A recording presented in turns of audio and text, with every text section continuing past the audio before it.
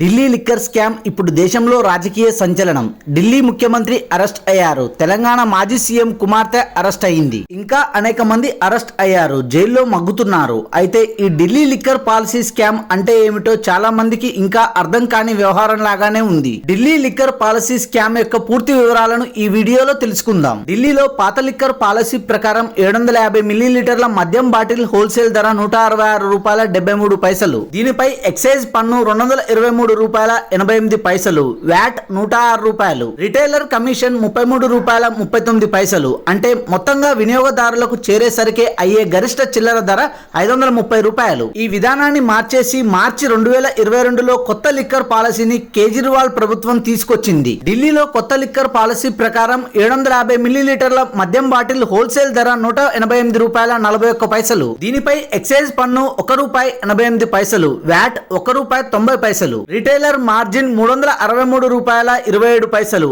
అదనపు ఎక్సైజ్ పన్ను ₹4.54. మొత్తంగా వినియోగదారులకు చేరేసరికి అయ్యే ధర ₹560. ఈ రెండు విధానాల్లో మార్పుని గమనిస్తే ఒక బాటిల్ మీద పాత విధానంలో అయితే ఢిల్లీ ప్రభుత్వానికి ₹329.89 ఆదాయం వచ్చేది. కొత్త విధానంలో అది ₹8.32 మాత్రమే. అంటే ఒక బాటిల్ అమ్మకం వల్ల కొత్త విధానంతో ₹321.57 నష్టం ప్రభుత్వానికి వస్తుంది. పాత విధానంలో రిటైలర్ కమిషన్ ₹33.39 ఉంటే కొత్త విధానంలో అది ₹363.27 పెరిగింది. అంటే ఒక బాటిల్ కు లాభం ₹330.12 రిటైలర్ కి లభిస్తుంది. అంటే ప్రభుత్వ ఆదాయం అంతా రిటైలర్ ఖాతాలో చేరుతుందన్నమాట. ఇక్కడే అంతా అయిపోలేదు. తయారీదారే దుకాణాలు పెట్టుకునేలా అవకాశం కల్పించారు. నిబంధనల ప్రకారం ఇది సాధ్యం కాదు, కానీ ఇల్లీగల్ గా అనుమతులు ఇచ్చారు. ఢిల్లీలో సగటున నెలకు 132 లక్షల లీటర్ల మద్యం అమ్మకం జరుగుతుంది. కానీ కొత్త పాలసీలో లక్ష్యాన్ని 245 లక్షల లీటర్ల వరకు నిర్ణయించుకున్నారు. దీన్ని సాధించడానికి మద్యం తాగేందుకు అవసరమైన చట్టబద్ధమైన వయసును 18 ఏళ్లకు తగ్గించారు. తెల్లవారుజామున 3 గంటల వరకు లిక్కర్ అమ్ముకునే అవకాశం కల్పించారు. ఇక్కడే ప్రభుత్వ